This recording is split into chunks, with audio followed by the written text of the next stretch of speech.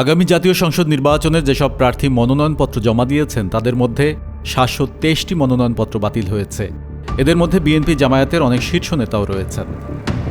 মনোনয়নপত্র বাতিলের তালিকায় উল্লেখযোগ্যরা হলেন জামায়াতে ইসলামীর সহকারী সেক্রেটারি জেনারেল হামিদুর রহমান আজাদ ও নাগরিক ঐক্যের সভাপতি মাহমুদুর রহমান মান্না, সিপিবির সাধারণ সম্পাদক আবদুল্লাহ কাফি, জাতীয় পার্টির আনিসুল ইসলাম মাহমুদ, বিএনপির বেশ কয়েকজন স্বতন্ত্র প্রার্থীসহ অনেকের মনোনয়নপত্র বাতিল হয়েছে। এছাড়া বাতিলের খাতায় আছেন আলোচিত স্বতন্ত্র প্রার্থী তাসনিম জারা। ওনারা দৈবচয়নের মাধ্যমে 10 জনের ভেরিফিকেশন করতে গিয়েছেন, সত্যতা যাচাই করতে গিয়েছেন, সেখানে 8 জনের ওনারা তথ্য সঠিক পেয়েছেন। এরই মধ্যে আপিল আবেদন গ্রহণ শুরু করেছে নির্বাচন কমিশন। ইসিতে খোলা হয়েছে 10টি আপিল বুথ।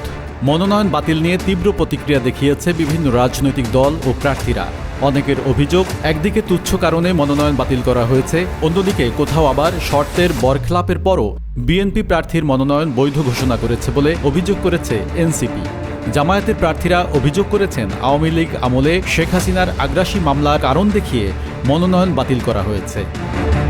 আসন্ন সংসদ নির্বাচনে মনোনয়নপত্র যাচাই বাছাই কার্যক্রম শেষে প্রাথমিক তালিকা প্রকাশ করেছে নির্বাচন কমিশন। ইসির তথ্য অনুযায়ী সারা দেশে ৩০০ নির্বাচনী এলাকায় দাখিল করা মনোনয়নপত্রের মধ্যে যাচাই বাছাই শেষে ১,৮৪২ জন প্রার্থীর মনোনয়ন বৈধ ঘোষণা করা হয়েছে। বাতিল হয়েছে ৭২৩ জনের মনোনয়ন। এদিকে আপিল শুনানির দিন ধার্য করা হয়েছে ৫ জানুয়ারি থেকে ৯ জানুয়ারি পর্যন্ত। মনোনয়ন ফিরে পেতে শুনানি শেষ না হওয়া পর্যন্ত প্রার্থীদের অপেক্ষা করতে হবে। নয়ন মুরাদ, আয়না টেলিভিশন, ঢাকা।